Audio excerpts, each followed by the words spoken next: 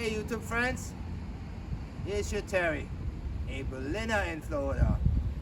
I welcome you today to my newest episode, my new video, my follow-up with the Brotherhood of Heroes. Now the next thing is my veterans, my heroes.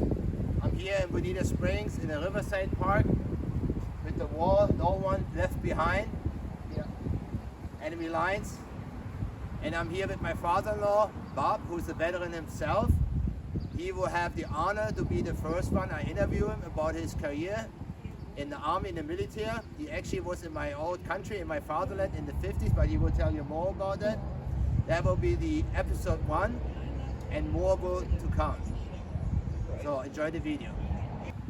So I'm here with Bob. Bob, thank you for coming in this afternoon here on the No One Left Behind. My question here today for the interview is, what makes you to join the Army, what year, and what was your rank? Well, I joined the Army in 1956, 17 years old, right out of high school.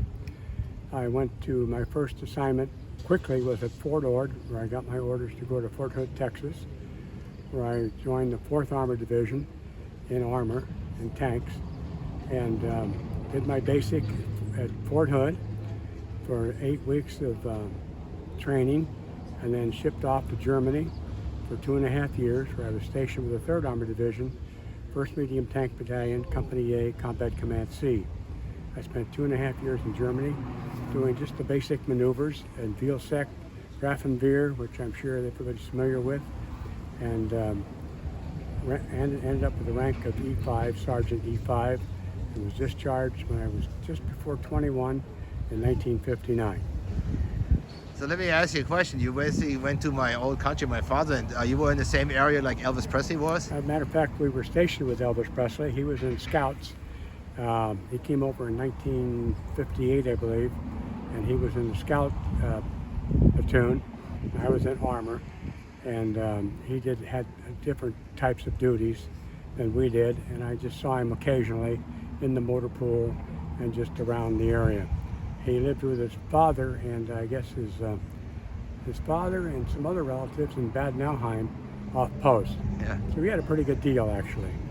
It's so funny when Bob was mentioned Bad Nauheim. My father was there in a special hospital to get him off the weight. It's a special clinic down there. But that's an awesome story. Like as you know, you guys on YouTube, I'm a big Elvis Presley fan. Bob likes Elvis Presley too, and he really saw the king of rock and roll. So let me ask you, why you didn't stay longer in the Army? Did you didn't want to pursue longer in a career in the military, or? No, I had a chance. Matter of fact, had I re-enlisted, I would have gotten another stripe.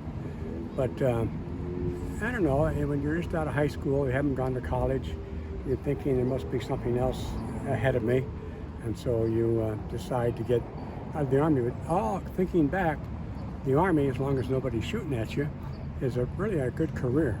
It's a good career, 20 years, you come out with a nice pension, nice retirement, you make rank, you meet people from all walks of life, you have to live with them, eat with them, go on maneuvers with them, sleep next to them, eat next to them. So to me, it's an experience that everybody should have, and I really believe in 1 year mandatory military service. It makes a better citizen out of you. And Amen. Like I said, you meet people from all walks of life, races, colors, creeds, and the whole shebang. So you liked Germany, huh? Basically, when you went to Germany, like you told me before, in the 50s, that was right after, a couple of years after World War II, everything was being rebuilt in West Germany. They had to call it the Wirtschaftswunder, the economic growth. General Marshall, General Clay, and the Marshall Plan helped the Germans after they were totally destroyed in 45, but Americans were always our big friends, our allies. And as you guys here on YouTube know, that the Berliner is from West Berlin. I was actually grown up in Spandau, and it was controlled by the British military, but I always favored the Americans. And like Bob, you showed me pictures. You were actually driving a tank, right? A Panzer? M48. So he's a Panzerfahrer, he's a Panzer driver, so that's pretty cool. So, Blitzkrieg. So actually you drove that. You had an experience when you had a maneuver, you almost was running into a building with a tank or something, you told me? No, we were on maneuvers up in the hills and we're coming down a dirt road. Oh yeah, that's what it is. And when you're coming down a dirt road, you're supposed to, the M48 was very simple gear shift in drive and in low. And when you turn, you're supposed to hit the shift just with the palm of your hand, and it goes into low. And you can turn tighter. Well, I was a young kid, thought I didn't know that need to go in low. And you can tell the tanks in front of you when they're going into low, their tracks, you can see the treads of their tracks much clearly. So they were all turning left onto a major highway, and I said, I'll just make it and drive. And I went down off the embankment, down, there were some gypsy wagons down in the field. And of course they were scattering because here I was coming and I was able to turn, hit it low, turn, come back on the highway. And of course the company commander was not real thrilled. But you were lucky, didn't took anybody out, nobody got hurt, so you had a good reaction. That's awesome. Did you ever had a joint military drill with the Bundeswehr, with the German military? No, just the British. We were in the British sector a few times, primarily at Bergen-Belsen, the concentration camp. Yes, Bergen-Belsen, yes. And that was controlled by the British, and they gave us, we had to go there for a few days and take a tour of the concentration camp. That was all controlled by the British, and of course Berlin was still divided. Right, I know. The war was not up yet when you were there, but there was already the Cold War. The section between East and West was already there. The East Berlin was controlled by the Soviet Union. Like I said, the war was not up.